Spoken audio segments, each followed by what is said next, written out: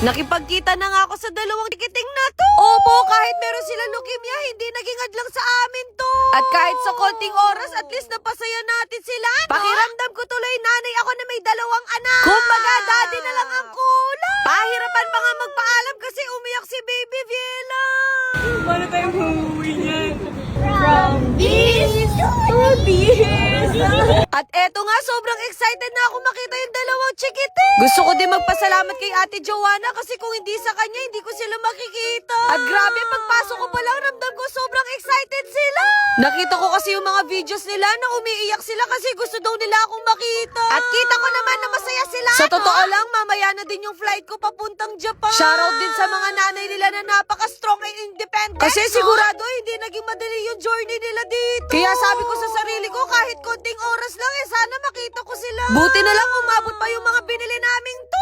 Gusto ko sanang kunin yung isa pero i-gift ko na lang sa kanila. Hoy, hindi ka na bata! Tinanong ko din kasi talaga sila kung ano bang gusto nilang kainin. Pares daw nila favorite tong Jabi. Eto nga pala si Baby Zoe. At eto naman si Baby Viela. Napaka-jolly nga nila, hindi ko kinakaya yung energy nila. Pasensya na kaya pang trentahin na si From This to This, no? Oh!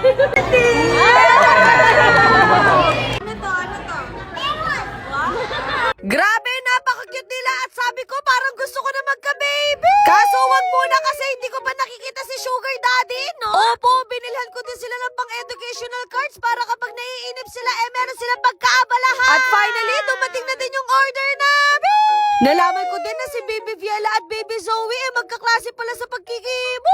Nasanay na din daw sila sa injection, sa mga bugbog. Kaya talagang napakatapang nila. Isipin nyo, 2 years old pa lang sila, nagpapakimo na sila. At hindi rin biro yung ginagastos nila. Kaya kung willing kayo tulungan sila, i-message nyo na lang. Ibigay nyo na lang siguro yung percentage ko, no? Hoy, hindi ka gagalo. Nalaman ko din na 2 buwan na pala silang hindi kumakain ng fast food. Pinagbabawal din kasi talaga sa kanila to. Pero sinabihan daw sila ni Doc na kailangan nilang mag-cheat day. Kaya kapag meron daw silang pagkakataon na ganito, talaga sinusulit nila, no? Nako, kung alam nilang gusto ko talaga magkaroon pa kami ng bunso na baby. Pero iba pala yung binigay ni Lord, kundi mga babies ko na support.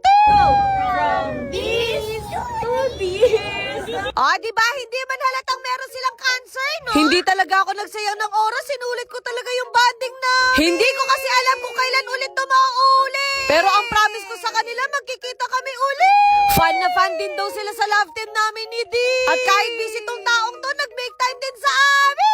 Eto na nga yung time na kailangan ko na magpaalam. Next time pasyal kayo sa bahay. Pasyal kayo sa bahay. Paano tayo uuwi niyan? Kahit gusto ko pang magstay, meron talaga akong flight ngayon. Sana sa konting oras na yun, napasaya ko sila. Kaya talaga mas gagalingan pa natin. Ayun lang.